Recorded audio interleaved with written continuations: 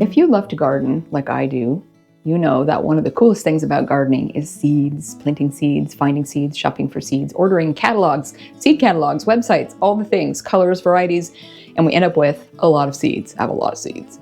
How do we store them though? And I've struggled with different methods through the years, and I finally landed on one that I really like, and it keeps everything dry and cool through the year, and I'm able to reuse my seeds for years to come. Don't throw out your seeds every year. Don't buy all new seeds.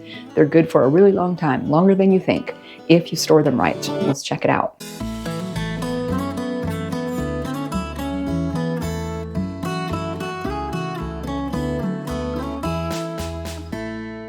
Welcome to the coffee room. This is where we come and have coffee.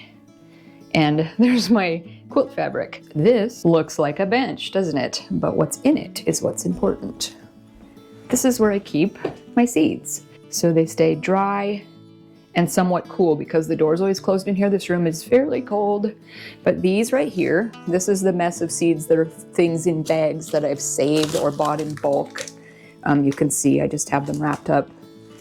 You've got plant tags here. This is an extra one of what I'm going to show you right here. This is my corn, which I actually didn't pull off the didn't pull it off the cobs yet. I'm pretty lazy about this. Okay, these, I'll put a link to these down below in the Amazon list of things you can look at. Let's take a look. I love these. So what these are is photo storage, basically bin organizers. But I have found they work great for seeds.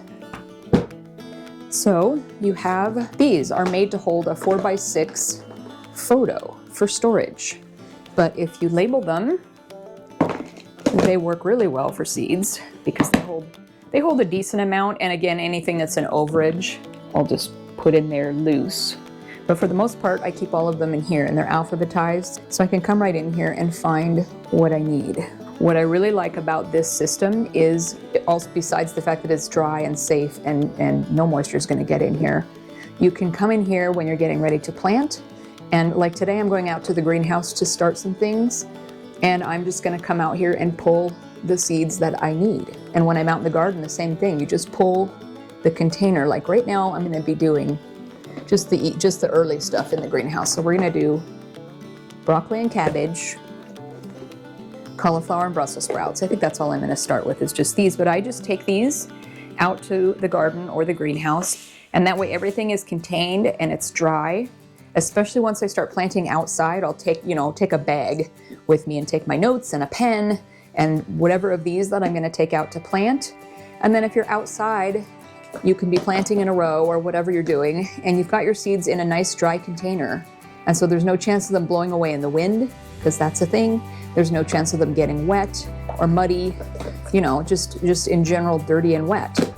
So I will take whatever I need out each time, and then I sit on my little bench out there and make all my notes and put all my seed packets back in, or make notes if I need to replace any.